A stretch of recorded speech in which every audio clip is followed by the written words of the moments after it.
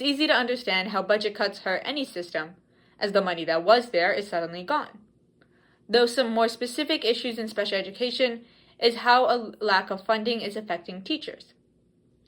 A teacher shortage is an obstacle that has been part of the education field for almost as long as the department has been here. It's an obstacle that most of the public know and sympathize with. However, what the Texas Education Agency, or T, is trying to do to fix this problem is not as well known to the public or even parents of SPED students. There are multiple solutions that T has been trying to do or wants to try, though some are problematic. One solution that has been rising since after COVID-19 is hiring uncertified teachers. Now, to any person, in the teaching community or not, hiring lower qualified professionals will hurt whatever field they're in. It may seem dumbfoundingly obvious that hiring uncertified teachers is not the best solution, but T had its reasons. Rather than quality, the Texas special education system needed a quantity of teachers. I completely understand this, as education is the basis of all occupations and affects everyone. However, the side effects of hiring lower qualified teachers are immense and hazardous to SPED students' education. In a research study observing the differences between lower and higher SPED teacher shortage states, a significant result was found. When the amount of graduates and lower qualified teachers were put in a ratio, lower shortage states had about 11 and higher shortage states had 0.6. In order to receive an 11, there must be a much larger population of graduates than teachers, while 0.6 is almost equal. To help put this in perspective, 0.6 would be as if there are 10 lower qualified teachers and a total of 6 graduates for the whole SPED department. For the number 11, there would be 110 graduates for every 10 lower qualified teachers.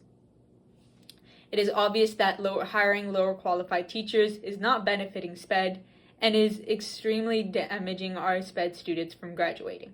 Another solution that T has yet to implement is hiring teachers with dual endorsements or pushing teachers to have dual endorsements.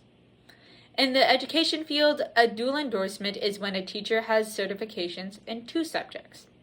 In this case, it would be SPED and another topic like biology. There are 2 main reasons why T is considering dual endorsements. The first one being that it is much easier for an already certified teacher to get an endorsement in SPED and become a SPED teacher. Instead of searching for new teachers, districts can take the teachers they already have and make them get certifications to teach SPED. The other benefit is that if a teacher has an endorsement in another subject, like biology, they will be able to teach that subject more profoundly to SPED students. While this may seem a great way to reduce special education teacher shortage, research has shown different results. In a research study looking at what factors hire the retention of SPED teachers, dual endorsement was a factor.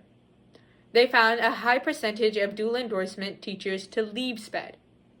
They concluded that this came from how dual endorsement teachers do not have as strong of a passion for SPED.